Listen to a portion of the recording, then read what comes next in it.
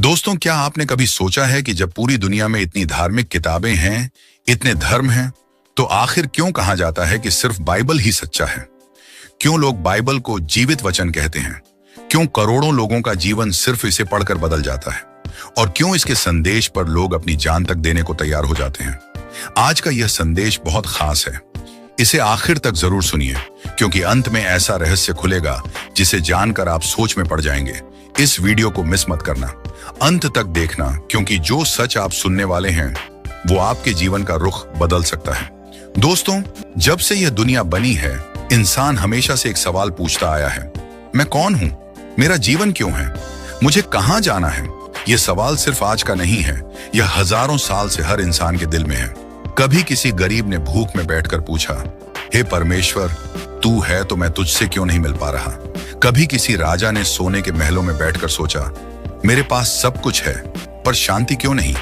कभी किसी बूढ़े ने जीवन के आखिरी पड़ाव पर पूछा, मौत के बाद क्या होगा? हर युग में, हर जगह, हर इंसान एक ही बात ढूंढता रहा, सच्चाई, शांति और परमेश्वर। दुनिया में अलग अलग किताबें और धर्म क्यों? यही कारण है कि अलग अलग देशों और सभ्यताओं में धार्मिक किताबें बनी। भारत में वेद, उपनिषद, गीता, अरब में कुरान, चीन में बौद्ध ग्रंथ, यहूदी लोगों में तौरात और दुनिया के अलग अलग हिस्सों में तरह तरह के दर्शन। हर किताब, हर शास्त्र, हर गुरु एक ही चीज की ओर इशारा करता है कि इंसान सिर्फ शरीर नहीं है, उसमें आत्मा है, और आत्मा तब तक बेचैन रहती है जब तक वह अपने सच्चे रचयिता से न मिल ले। लोग क्यों अलग अलग रास्ते चुनते हैं? कुछ लोग मंदिरों में जाते हैं, कुछ मस्जिदों में, कुछ गिरजाघरों में, कुछ पहाड़ों पर तपस्या करने। किसी ने देवताओं की पूजा की, किसी ने प्रकृति की, किसी ने अग्नि, सूर्य, चंद्रमा को ईश्वर माना। क्यों? क्योंकि हर इंसान को यह अनुभव होता है कि मेरे से बड़ा कोई है जिसने इस दुनिया को बनाया है। लेकिन असली सवाल यही है, वो कौन है? क्या वह बहुत सारे देवता हैं? क्या वह सिर्फ एक शक्ति है? या क्या वह कोई है जिससे मैं सच में मिल सकता हूं? क्यों सिर्फ खोज नहीं, बल्कि सच्चाई चाहिए दोस्तों। खोज बहुत अच्छी चीज है, लेकिन सोचिए, अगर कोई भूखा आदमी खाना ढूंढे और सिर्फ किताबें पढ़ता रहे कि खाना कैसा होता है, तो क्या उसका पेट भरेगा? अगर कोई प्यासा रेगिस्तान में भटक रहा है और उसे सिर्फ यह बताया जाए कि पानी कहीं ना कहीं है, तो क्या उसकी प्यास बुझ जाएगी? नहीं, उसे प्यास बुझाने के लिए असली पानी चाहिए। वैसे ही इंसान ने वेदों में, उपनिषदों में, गीता में, दर्शन शास्त्रों में खोज की। इन सब ने हमें यह बताया कि सच्चाई है, परमात्मा है, सत्य की खोज करो। लेकिन खोज और मंजिल में फर्क है, सवाल और जवाब में फर्क है। बाइबल क्यों अलग है? यहीं पर बाइबल सबसे अलग खड़ी होती है। जहां बाकी किताबें कहती हैं सत्य को खोजो, वहीं बाइबल कहती है सत्य तुम्हें खोज रहा है। जहां बाकी किताबें कहती हैं परमात्मा तक पहुंचने के लिए साधना करो, कर्म करो, वहीं बाइबल कहती है परमेश्वर खुद तुम्हारे पास आया है। बाइबल का संदेश यही है कि परमेश्वर दूर बैठा हुआ नहीं है, वह हमें जानता है, हमसे प्रेम करता है और हमारे पास आया। सोचिए दोस्तों, अगर कोई बच्चा अपनी मां को खोज रहा हो, तो क्या सिर्फ किताबें पढ़कर उसकी तड़प खत्म हो जाएगी? नहीं, उसे मां की गोद चाहिए। वैसे ही इंसान की आत्मा सिर्फ किताबों से शांत नहीं होती, उसे असली सत्य चाहिए। और बाइबल यही कहती है, मैं ही मार्ग हूं, सत्य हूं और जीवन हूं। यूहन्ना अध्याय 14 वचन 6। यह दावा किसी और किताब ने नहीं किया। किसी ने नहीं कहा मैं ही सत्य हूं, किसी ने नहीं कहा मेरे बिना कोई पिता के पास नहीं आ सकता। क्यों लोग बाइबल को अलग मानते हैं? दोस्तों, दुनिया की हर धार्मिक किताब कुछ बातें बताती है। अच्छे कर्म करो, झूठ मत बोलो, चोरी मत करो, बुराई से बचो। ये बातें हर इंसान जानता भी है, लेकिन क्या सिर्फ ये बातें मानने से आत्मा को शांति मिलती है? नहीं, क्योंकि समस्या सिर्फ हमारे कर्म की नहीं, बल्कि हमारे हृदय की है। हम अच्छाई जानते हैं पर बुराई भी करते हैं। हम झूठ से नफरत करते हैं पर कभी ना कभी झूठ बोल ही देते हैं। हम पाप से बचना चाहते हैं पर पाप हमें खींच लेता है। यानी कि असली समस्या ज्ञान की नहीं है, समस्या हृदय की है। और बाइबल यही कहती है, मनुष्य का हृदय सब वस्तुओं से बढ़कर धोखेबाज है। यिर्मयाह अध्याय 17 वचन 9। दोस्तों, यह सच मानना होगा कि हम अपनी शक्ति से परमेश्वर तक नहीं पहुंच सकते। हम अपने कर्मों, साधना या तपस्या से शुद्ध नहीं हो सकते। लेकिन यही जगह है जहां बाइबल हमें चौंकाती है। बाइबल कहती है, मनुष्य परमेश्वर तक नहीं पहुंच सकता, पर परमेश्वर मनुष्य तक पहुंचा। यही सबसे बड़ा अंतर है। बाकी किताबें रास्ता दिखाती हैं, बाइबल मंजिल दिखाती है। तो दोस्तों, आज हमने यह देखा कि इंसान हमेशा से सच्चाई की खोज करता आया है। अलग अलग धर्म और किताबें उसी खोज का नतीजा है। वेद, गीता, कुरान, उपनिषद, सब में सत्य की झलक है।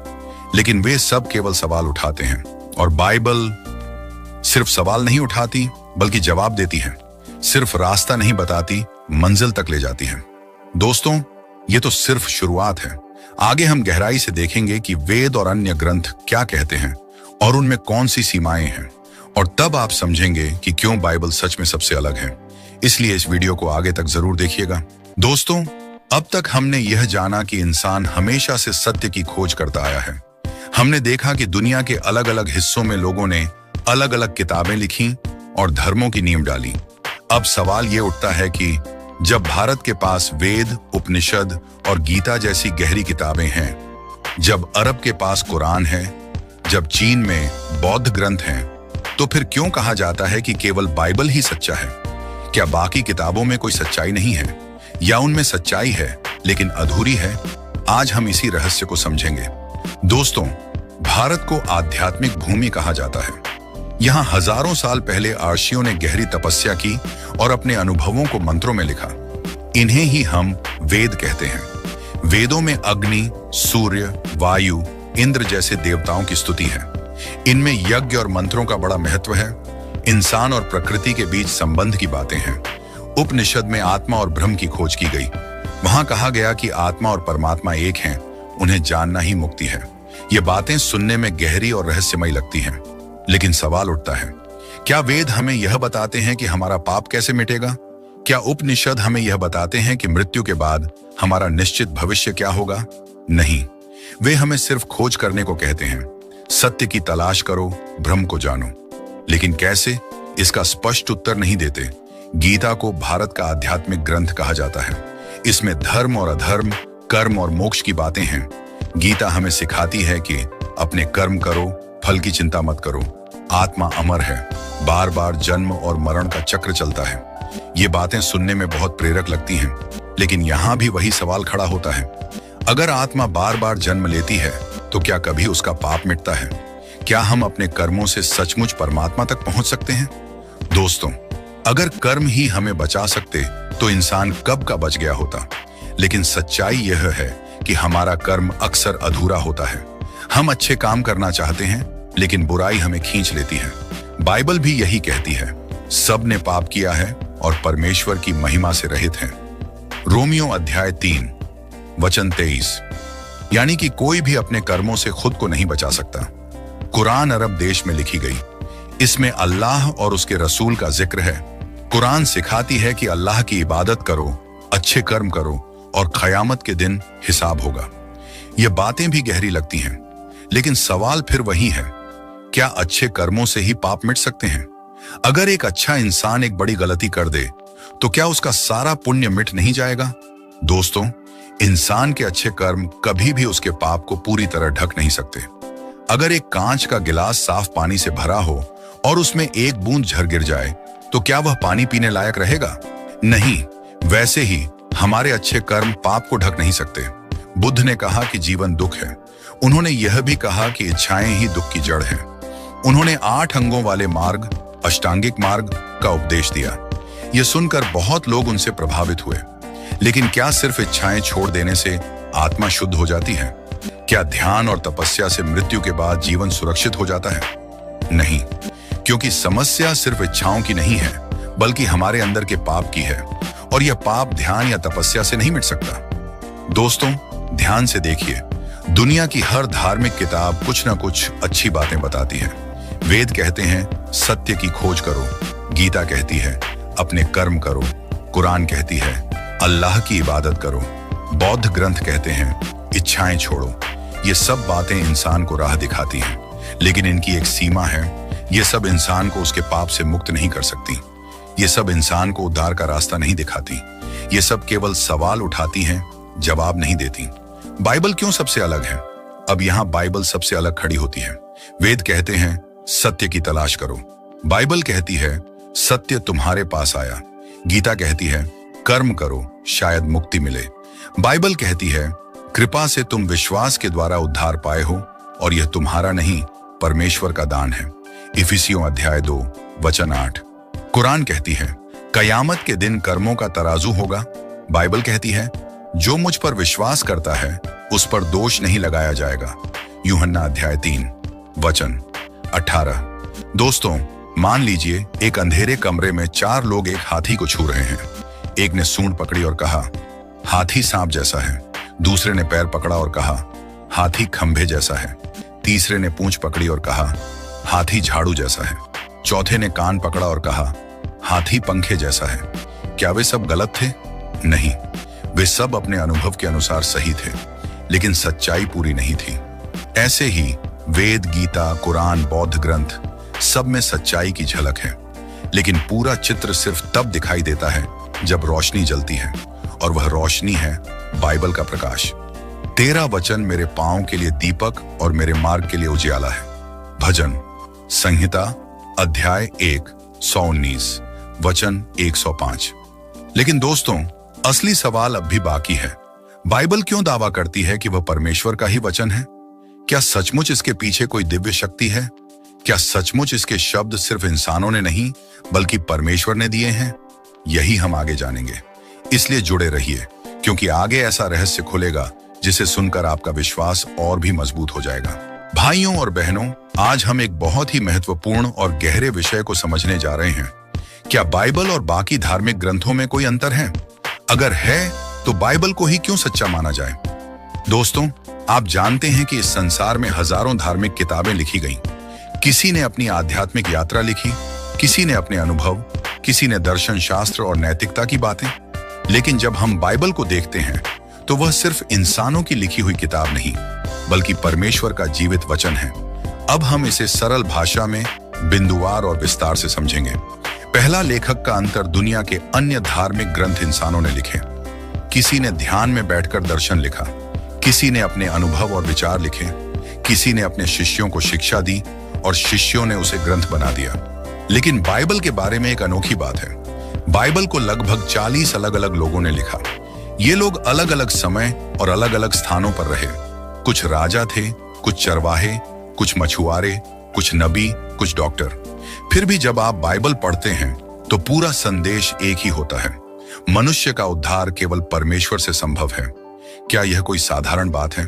अगर 40 लोग अलग अलग जगह और समय में लिखें तो उनके विचारों में फर्क होना चाहिए, लेकिन बाइबल का संदेश आज तक एक जैसा और सटीक है। यही उसे अद्वितीय बनाता है। दूसरा, भविष्यवाणियां, प्रोफेसीज का अंतर यहाँ सबसे बड़ा रहस्य छिपा है। दुनिया की बहुत सी किताबें नैतिक बातें बताती हैं, सत्य बोलो, चोरी मत करो, अच्छे बनो। लेकिन बाइबल सिर्फ नैतिकता तक सीमित नहीं है। बाइबल में हजारों भविष्यवाणियां लिखी गईं और वे एक एक करके पूरी भी हुई। मसीहा के जन्म की भविष्यवाणी यशायाह अध्याय 7 वचन 14, मीका अध्याय 5 वचन 2, उनके दुख उठाने और मरने की भविष्यवाणी यशायाह 55, उनके पुनरुत्थान की भविष्यवाणी भजन अध्याय 16 वचन 10, इस्राएल का नाश और फिर से खड़ा होना यहेजकेल 37। इनमें से बहुत सी बातें इतिहास में पूरी हो चुकी हैं। दूसरे ग्रंथों में भविष्यवाणियां या तो नहीं हैं, या अगर हैं भी तो धुंधली हैं, अस्पष्ट हैं। लेकिन बाइबल की भविष्यवाणियां इतनी सटीक हैं कि इतिहासकार भी दंग रह जाते हैं।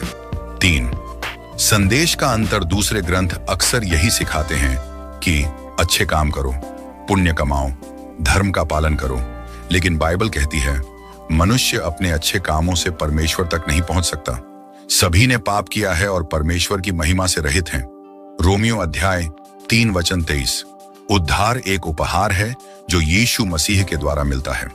इफिसियों अध्याय 2 वचन 8 से 9। यानी बाकी किताबें मानव प्रयास पर ध्यान देती हैं और बाइबल परमेश्वर की कृपा पर। यही सबसे बड़ा फर्क है। 4, इतिहास और विज्ञान का अंतर।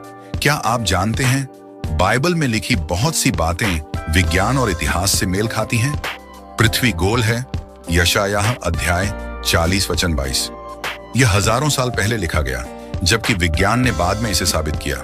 समुद्र में जल धाराएं हैं, भजन अध्याय 8 वचन 8। बाद में विज्ञान ने खोज की, तारों की गिनती अनगिनत है, यिर्मयाह अध्याय 33 वचन 22। विज्ञान ने बाद में इसकी पुष्टि की। इतिहास की भी कई घटनाएं, राजाओं, साम्राज्यों, युद्धों बाइबल में पहले से दर्ज थीं।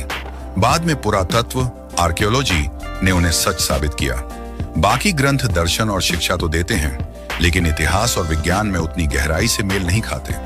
5. जीवन बदलने की शक्ति का अंतर। सबसे बड़ा फर्क यह है कि बाइबल सिर्फ किताब नहीं, बल्कि जीवन बदलने वाली शक्ति है। कितने लोग थे जो शराबी थे, पाप में डूबे थे, निराश थे, आत्महत्या करने को तैयार थे, लेकिन जब उन्होंने बाइबल पढ़ी तो उनका जीवन बदल गया। यीशु मसीह का वचन दिल को छू लेता है, यह आत्मा में प्रवेश करता है और इंसान को नया बना देता है। अन्य ग्रंथ अच्छे उपदेश दे सकते हैं, लेकिन बाइबल आत्मा में जाकर मनुष्य को बदल देती है। 6. अनुवाद और प्रभाव का अंतर। क्या आप जानते हैं, बाइबल दुनिया की सबसे ज्यादा अनुवाद की जाने वाली किताब है। इसे 3000 से ज्यादा भाषाओं में अनुवाद किया गया। दुनिया का लगभग हर इंसान इसे अपनी भाषा में पढ़ सकता है। ऐसा किसी और ग्रंथ के साथ नहीं है। यह क्यों हुआ? क्योंकि परमेश्वर चाहता था कि उसका संदेश पूरी दुनिया तक पहुंचे। 7.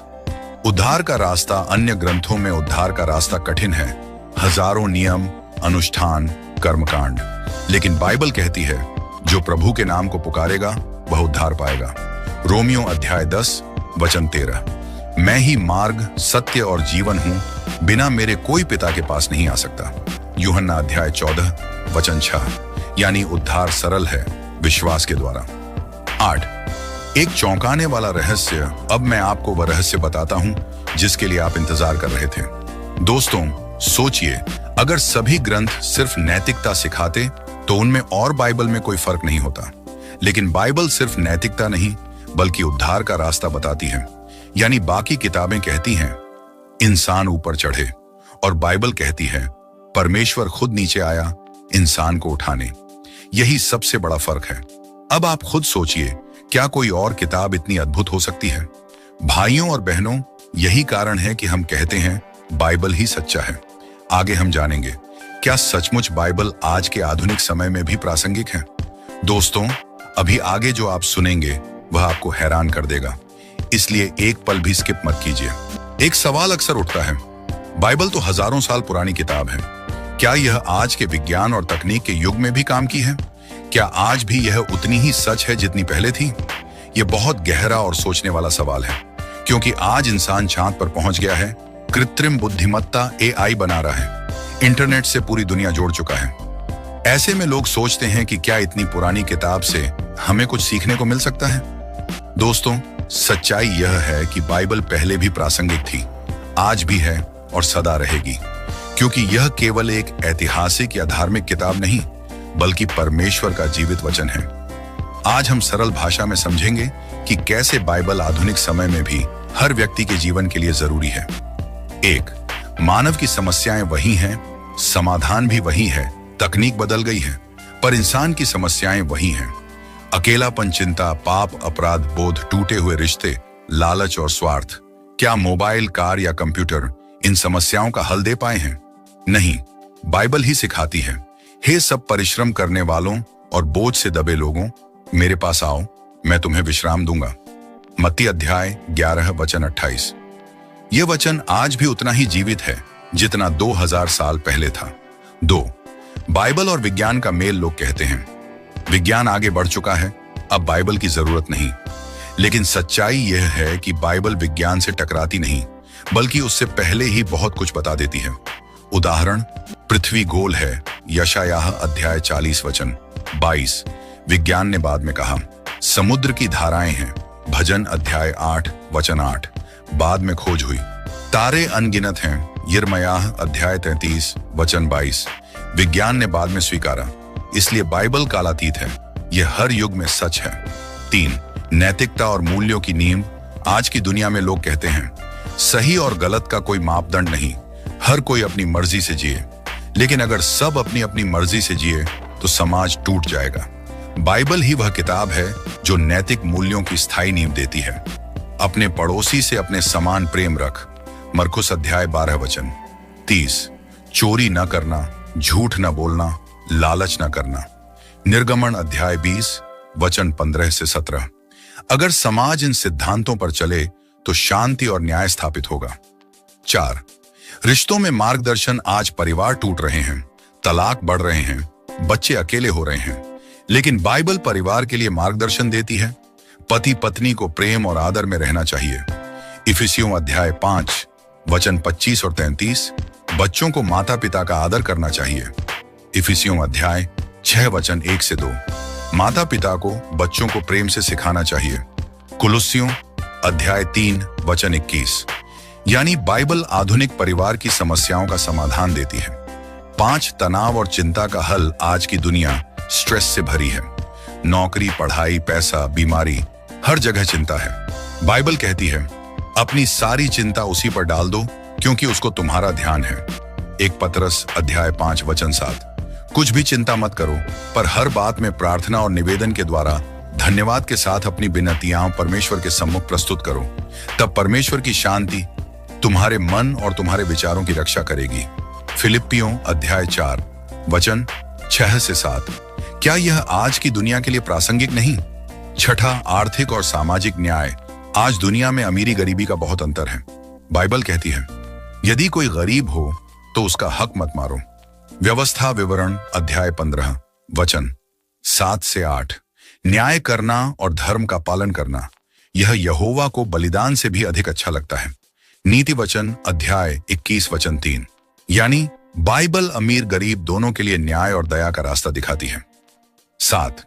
क्षमा और मेल मिलाप का संदेश। आज इंसान के पास मोबाइल है लेकिन दिलों में दूरी है। लोग जल्दी नाराज होते हैं, रिश्ते टूट जाते हैं।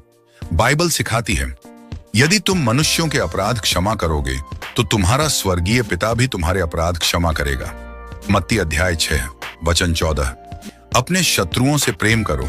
मत्ती अध्याय 5 वचन 44। यह शिक्षा किसी भी युग में जरूरी है। 8। युवा पीढ़ी के लिए प्रकाश। आज के युवा नशे, गलत संगति और भटकाव में फंस रहे हैं। बाइबल युवाओं के लिए स्पष्ट कहती है युवक अपने मार्ग को किस प्रकार शुद्ध रखे। 13 वचन मानकर। भजन अध्याय 119 वचन 9। कोई तेरे जवानी का तिरस्कार न करे, परंतु वचन, चाल चलन, प्रेम, विश्वास और पवित्रता में विश्वासियों के लिए आदर्श बन। 1 तीमुथियुस अध्याय 4 वचन 12। यानी बाइबल आज भी युवाओं का मार्गदर्शन करती है।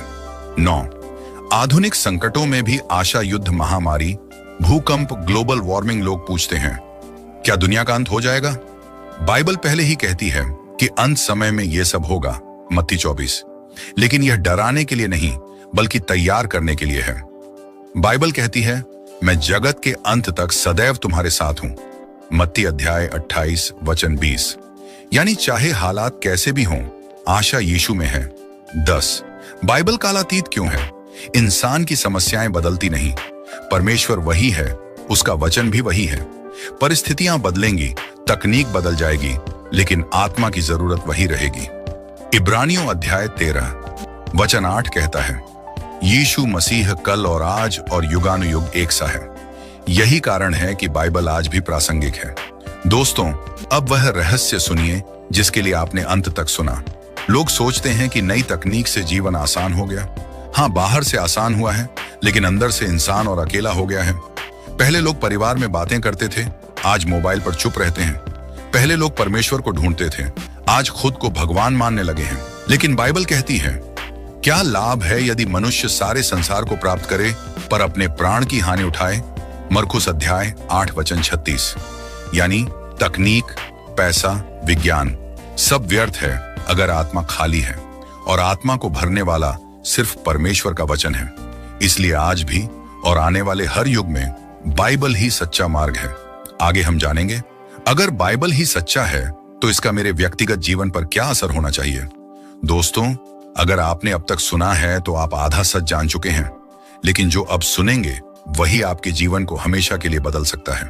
अब सबसे गहरा सवाल आता है, आखिर क्यों कहा जाता है कि केवल बाइबल ही अंतिम और पूर्ण सत्य है?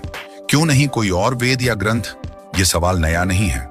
सदियों से विद्वान, संत और साधु इस प्रश्न को लेकर चिंतन करते आए हैं।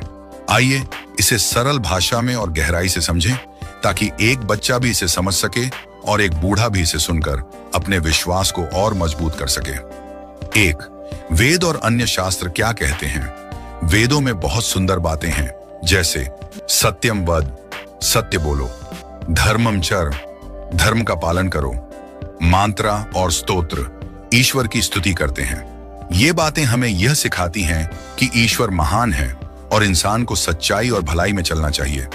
इसमें कोई शक नहीं कि वेदों में ज्ञान है, लेकिन सवाल यह है कि क्या वेद हमें सीधा मार्ग दिखाते हैं कि मुक्ति कैसे मिलेगी? वेद अक्सर यह कहते हैं कि ईश्वर असीम है, अनंत है और उसे पूरी तरह समझना असंभव है। वे संकेत देते हैं, खोज के लिए प्रेरित करते हैं, लेकिन समाधान अधूरा छोड़ देते हैं। 2. बाइबल और वेद में सबसे बड़ा अंतर, बाइबल सिर्फ यह नहीं कहती कि ईश्वर है या धर्म का पालन करो। बाइबल आगे बढ़कर कहती है, ईश्वर ने इंसान को अपने स्वरूप में बनाया। पाप के कारण इंसान ईश्वर से दूर हो गया। ईश्वर ने अपने पुत्र के माध्यम से पाप का हल दिया। अब जो उस पर विश्वास करेगा वह अनंत जीवन पाएगा। यानी जहां वेद खोज की ओर इशारा करते हैं, वहीं बाइबल उस खोज का उत्तर देती है। 3. क्यों सिर्फ बाइबल अंतिम सत्य है? पहला, बाइबल का दावा बाइबल बार बार कहती है, मैं ही मार्ग हूं, सत्य हूं और जीवन हूं। मेरे द्वारा बिना कोई पिता के पास नहीं आ सकता। यूहन्ना 14:6। यह सीधा और स्पष्ट दावा है। कोई और पुस्तक इतनी साफ बात नहीं करती। दूसरा, भविष्यवाणियां। बाइबल में हजारों साल पहले लिखी गई भविष्यवाणियां हैं, जो पूरी भी हुई। एक उद्धारकर्ता आएगा, वह कुमारी से जन्म लेगा, वह मनुष्यों के पापों के लिए बलिदान होगा, वह मृत्यु से जी उठेगा। यह सब इतिहास में पूरा हुआ। क्या वेद या अन्य पुस्तकें इतनी साफ भविष्यवाणी और उसकी पूर्ति दिखा पाई? नहीं। तीसरा, व्यक्तिगत अनुभव। लाखों लोग गवाही देते हैं कि जब उन्होंने बाइबल पढ़ी, प्रार्थना की, तो उनकी जिंदगी बदल गई। शराबी सुधर गए, टूटा हुआ परिवार जुड़ गया, निराश व्यक्ति को आशा मिली। बाइबल सिर्फ सिद्धांत नहीं देती, बल्कि जीवन बदल देती है। 4. एक सरल उदाहरण मान लीजिए, आप जंगल में खो गए हैं। आपके पास कई नक्शे हैं। एक नक्शा कहता है रास्ता कहीं उत्तर की ओर है। दूसरा कहता है नदी पार करो, शायद वहां से निकलोगे। तीसरा कहता है खोजते रहो, मार्ग मिलेगा। ये सब नक्शे कुछ हद तक सही हो सकते हैं, लेकिन स्पष्ट नहीं हैं। लेकिन अगर आपके पास एक ऐसा नक्शा है जिसमें साफ लिखा है 2 किलोमीटर आगे बढ़ो, दाहिनी ओर मुड़ो, पुल पार करो और सुरक्षित जगह पहुंच जाओ, तो क्या आप अनुमान वाले नक्शों पर चलेंगे या उस पर जिसमें साफ मार्ग है? ठीक वैसे ही बाइबल हमें सिर्फ संकेत नहीं देती, बल्कि साफ साफ मार्ग बताती है। 5. बाइबल की ताकत। बूढ़ों और अनपढ़ों के लिए भी बाइबल सिर्फ विद्वानों के लिए नहीं है, ये हर इंसान के लिए है। एक बूढ़ा दादी जी जब बाइबल पढ़ती हैं तो कहती हैं, यह मुझे दिलासा देती है। एक अनपढ़ किसान जब सुनता है परमेश्वर तुमसे प्रेम करता है, तो उसकी आंखें भर जाती हैं। एक बच्चा जब सुनता है यीशु बच्चों को अपने पास बुलाता है, तो उसका दिल खुश हो जाता है। यही फर्क है। बाइबल को समझने के लिए डिग्री की जरूरत नहीं, ये सीधे दिल तक पहुंचती है। 6. अंत का रहस्य। क्यों वेद नहीं, सिर्फ बाइबल? दोस्तों, अगर आप ध्यान से सोचें तो पाएंगे वेद हमें सिखाते हैं कि ईश्वर है, सत्य है, लेकिन वे मुक्ति का सीधा रास्ता नहीं बताते। बाइबल कहती है कि मुक्ति का रास्ता सिर्फ एक है, और वह है यीशु मसीह। यही अंतिम रहस्य है, क्योंकि वेद खोज में छोड़ते हैं और बाइबल खोज का अंत है। 7. सोचने का प्रश्न। दोस्तों, आप खुद से यह सवाल पूछिए, अगर ईश्वर वास्तव में हमें बचाना चाहता है, तो क्या वह सिर्फ संकेत देगा या साफ मार्ग भी दिखाएगा? अगर जीवन और मृत्यु का सवाल है, तो क्या आप अनुमान पर चलेंगे या निश्चित रास्ते पर? आज हमने देखा कि क्यों बाइबल ही सच्ची है और कोई वेद या ग्रंथ उस स्तर तक नहीं पहुंच सकता। वेद संकेत देते हैं, बाइबल समाधान देती है। वेद खोज कराते हैं, बाइबल मंजिल तक ले जाती है। वेद कहते हैं कि ईश्वर है, बाइबल कहती है कि ईश्वर तुम्हारे करीब है और उसने तुम्हें बचाने का रास्ता दिया है। दोस्तों, अगर आपने यह वीडियो अंत तक देखा है, तो आपको अब यह रहस्य समझ आ गया होगा। बाइबल सिर्फ एक किताब नहीं है, यह ईश्वर का जीवित वचन है। दोस्तों, थोड़ा धैर्य रखिए, क्योंकि अंत में ऐसा रहस्य खुलेगा जिसे जानकर आप कभी। दोस्तों, आपने अब तक सुना कि क्यों बाइबल ही सच्चा है और क्यों वेद या अन्य ग्रंथ पूर्ण उत्तर नहीं देते। लेकिन अब एक और बड़ा सवाल उठता है, क्या बाइबल का संदेश सिर्फ ईसाइयों के लिए है या फिर यह हर इंसान के लिए है, चाहे उसका धर्म, जाति या देश कोई भी हो? यह सवाल बेहद गहरा है, क्योंकि दुनिया में करोड़ों लोग अलग अलग धर्म, संस्कृति और भाषा में रहते हैं। हर जगह अपनी अपनी धार्मिक परंपराएं हैं। तो क्या बाइबल सिर्फ एक समुदाय की पुस्तक है या यह पूरी दुनिया के लिए है? दोस्तों, इस भाग में हम देखेंगे कि बाइबल का संदेश इंसानियत के लिए है, न कि किसी एक मजहब या जाति के लिए। और अंत में आप जानेंगे ऐसा रहस्य जो आपको चौंका देगा कि चाहे आप कहीं से हों, कौन हो, आपके लिए भी बाइबल का संदेश है। 2. बाइबल की शुरुआत। इंसानियत का परिचय। जब बाइबल कहती है कि ईश्वर ने मनुष्य को अपने स्वरूप में बनाया, तो यह सिर्फ किसी एक देश या धर्म के लोगों के बारे में नहीं कहती। यह कहती है ईश्वर ने मनुष्य को अपने स्वरूप में बनाया, नर और नारी करके उन्हें रचा। उत्पत्ति अध्याय 1:27। इसका मतलब साफ है, ईश्वर ने सभी इंसानों को बनाया। हर इंसान उसकी छवि में है, कोई भी छोटा या बड़ा नहीं है। यह संदेश किसी धर्म की सीमा में नहीं बंधा, बल्कि पूरी मानव जाति के लिए है। 3. पाप और टूटन। सबके साथ समान। अगर हम ईमानदारी से देखें तो हर इंसान किसी न किसी पाप में फंसा हुआ है। कोई झूठ बोलता है, कोई चोरी करता है, कोई गुस्सा करता है, कोई बुरी आदतों का गुलाम है। बाइबल कहती है सब ने पाप किया है और ईश्वर की महिमा से रहित हैं। रोमियो अध्याय 3:22। ध्यान दीजिए, इसमें लिखा है सबने, मतलब किसी एक धर्म के लोग नहीं, बल्कि हर इंसान। तो जब समस्या सबके लिए है तो समाधान भी सबके लिए होना चाहिए। यही कारण है कि बाइबल का संदेश हर इंसान तक पहुंचना चाहिए। 4. उद्धार। सबके लिए खुला रास्ता। अब सवाल है, समाधान क्या है? बाइबल का उत्तर सीधा है, क्योंकि ईश्वर ने जगत से ऐसा प्रेम रखा कि उसने अपना एकलौता पुत्र दे दिया, ताकि जो कोई उस पर विश्वास करे वह नाश न हो पर अनंत जीवन पाए। यूहन्ना अध्याय 3:16। ध्यान दें, इसमें लिखा है जो कोई उस पर विश्वास करे। यहां न धर्म की शर्त है, न जाति की, न भाषा की। हिंदू हो, मुस्लिम हो, सिख हो, ईसाई हो, सबके लिए यह बुलावा है। अमीर हो, गरीब हो, बूढ़ा हो या बच्चा, सबके लिए रास्ता खुला है। यही बाइबल का सबसे बड़ा रहस्य है। उद्धार सिर्फ कुछ लोगों के लिए नहीं, बल्कि पूरी दुनिया के लिए है। 5. एक अद्भुत उदाहरण मान लीजिए, आपके पास एक दवा है जो हर बीमारी को ठीक कर सकती है। अब क्या आप उस दवा को सिर्फ अपने परिवार तक सीमित रखेंगे? नहीं, आप चाहेंगे कि पूरा गांव, पूरा शहर, पूरी दुनिया उस दवा का फायदा उठाए। ठीक वैसे ही बाइबल कहती है कि यीशु मसीह ही वह दवा है जो पाप की बीमारी को ठीक करते हैं, और यह दवा हर इंसान के लिए है। 6. जाति और ऊंच नीच का अंत। हमारे समाज में जाति, ऊंच नीच, अमीरी गरीबी की दीवारें बहुत गहरी हैं, लेकिन बाइबल कहती है न तो यहूदी रहा, न यूनानी, न दास, न स्वतंत्र, न नर, न नारी, क्योंकि सब मसीह यीशु में एक हैं। गलातियों अध्याय 3:28। यह कितना अद्भुत है। जहां इंसान भेदभाव करता है, वहां बाइबल समानता लाती है। जहां समाज ऊंच नीच बांटता है, वहां बाइबल कहती है सब बराबर हैं। यानी बाइबल सिर्फ एक धर्म की किताब नहीं, बल्कि समानता का संदेश देने वाली पुस्तक है। 7. इतिहास में प्रमाण। दोस्तों, इतिहास गवाह है कि जब बाइबल का संदेश अलग अलग देशों में पहुंचा, तो वहां समाज में क्रांति आई। दास प्रथा का अंत हुआ, अनाथ बच्चों की देखभाल शुरू हुई, अस्पताल और स्कूल बने, गरीब और बीमारों के लिए सेवा कार्य शुरू हुए।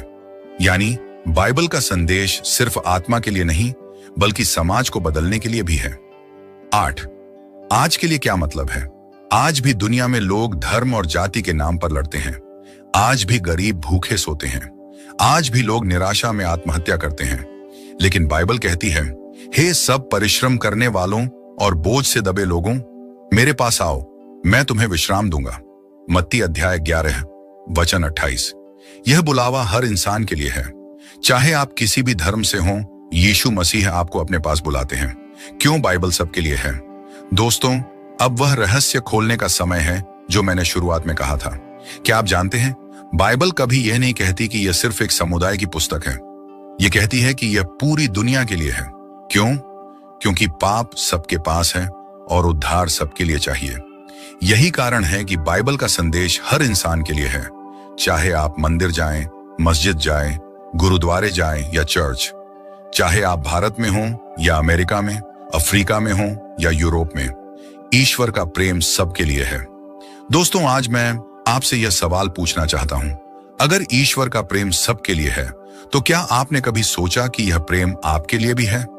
अगर बाइबल का संदेश हर इंसान के लिए है, तो क्या आपने इसे व्यक्तिगत रूप से स्वीकार किया है?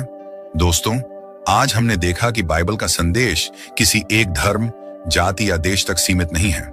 यह पूरी मानव जाति के लिए है। यह हर पापी के लिए है। यह हर उस इंसान के लिए है जो जीवन में आशा और मुक्ति चाहता है। याद रखिए, बाइबल सिर्फ एक किताब नहीं, बल्कि ईश्वर का जीवित वचन है जो हर इंसान को बुलाता है। आगे हम जानेंगे, अगर बाइबल सच्ची है तो हमें इसे अपने जीवन में कैसे अपनाना चाहिए।